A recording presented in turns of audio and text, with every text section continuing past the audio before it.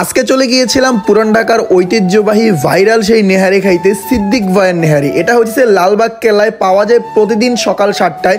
যদিও আগে পাওয়া যাইতো শুক্রবার স্পেশাল 7টায়, ঠিক সকাল 7টায় যদি না যাওয়া হয় তাহলে আসলে এটা আর পাওয়া যায় না। আজকে 2-3 ধরে সে আমাকে জ্বালায়া মাইরা ফেলতেছে যে সে নলি খাবে নলি খাবে নলি খাবে। তো আসলে যেহেতু সে খাইতেই চাইছে, তো রাত্রে ভিডিও সার্চ করতেছিলাম ইউটিউবে যে কোথায় নেহারি ভালো পাওয়া যায়। যখন আমি ইউটিউবে ভিডিও সার্চ করতেছিলাম তখন দেখলাম যে সকাল 7টায় যাইতে হয়, আর সকাল 7টায় যেখানে আমরা সবাই থাকি ঘুমাইয়া। তো সকাল 7টায় লালবাগ কেল্লায় একজন ভাইরাল আছে যারা নাম হচ্ছে সিদ্দিক ভাইয়ের নেহারি। এটা অনেকে অনেক ভিডিও করে ফেলছে, যদিও নতুন করে ভিডিও করার কিছু নাই। যারা না জানেন তাদের উদ্দেশ্যে বলে দিতে চাই, এটা আসলে শুধুমাত্র আগে শুক্রবারে স্পেশালটা পাওয়া যাইতো আর প্রতিদিন সকালে নর্মালটা পাওয়া যাইতো। তো আমরা সিদ্দিক ভাইয়ের দোকানে যাওয়ার সাথে সাথে সে আমাদেরকে দেখাইলো এটা হইতেছে ঝুরা মাংস, সাথে মগজ, সাথে হইতেছে নলি। ওটার দাম 250 টাকা। এই এখানে শুধু মাংসের পিস আছে, এটা হচ্ছে 150 টাকা।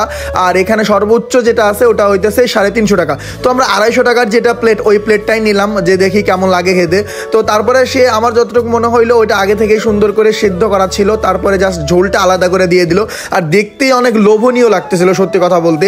আর এখানে সে আরও কিছু মশলা আইটেম অ্যাড করলো, লাইক মরিচ, তারপরে হচ্ছে আদা ইত্যাদি অনেক কিছুই দিল। তারপরে আমি সুমাইকে বললাম তুমি খাই টেস্ট করে দেখো আসলে কেমন লাগতেছে।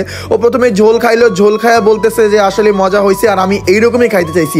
আমাদের আফতাবনগরে রেস্টুরেন্ট আছে একটা, ওইখানে পাওয়া যায়, আমরা 2-3 বার খাইছি, আমাদের একবার মোটেও ভালো লাগে নাই।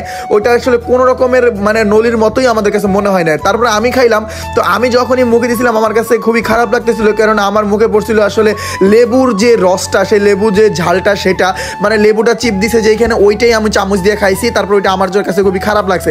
তারপরে দুইজনে খাইলাম এবং সত্যিই আসলে অসাধারণ ছিল। এই পর্যন্ত যতগুলো আমরা নলি যেখানেই খাইছি না কেন, টাকা যাই নেক না কেন, এটা 250 টাকা প্লেট নেক, কিন্তু সত্যি কথা বলতে তৃপ্তি করে খেয়েছি। মানে যেমন চাইছিলাম তেমনই পাইছি। তো এটা আসলে অনেক আগে থেকেই ভাইরাল, অনেকেই এটা নিয়ে ভিডিও করে ফেলছে, নতুন করে ভিডিও করার আর কিছুই নাই।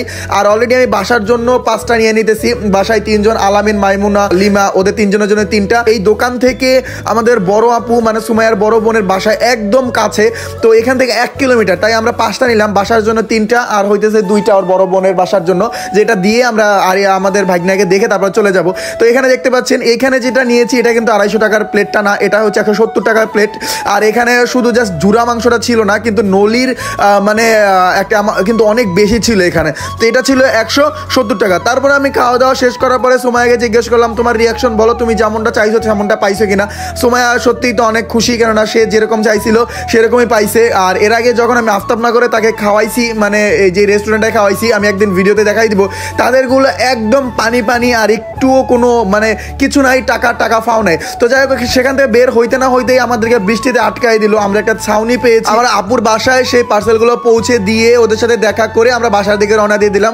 আর আস্তে আস্তে এত পরিমাণে বৃষ্টি ছিল যে আমরা রাস্তার মধ্যেই ভিজে গেছি। আর রাস্তায় ভেজার কারণে আমরা কোথাও দাঁড়াই নাই, যে ভিজে তো গেছি, আর ঘুমের জন্য চোখে কিচ্ছু দেখতে পাচ্ছিলাম না। তাই দুইজনেই এই ভিজেই একদম বাসায় চলে যাচ্ছিলাম। আর বাসায় এসে ঘুমাইছি 12টার সময়, আর ঘুম থেকে উঠতে এখন ভিডিও এডিট করতেছি রাত্র আর 9টা বেজে গেছে। তো ঘুমতে উঠছি 7টা। তো যাই হোক, যারা আবারও জানতে চাচ্ছেন আমি লোকেশনটা বলে দিচ্ছি, এটা হচ্ছে লালবাগ সিদ্দিক ভাইয়ের নেহারি হাউস। আর ওনারা প্রতিদিন সকাল 7টায় ওনার হোটেলে থাকতে হবে যদি নেহারি খাইতে চান।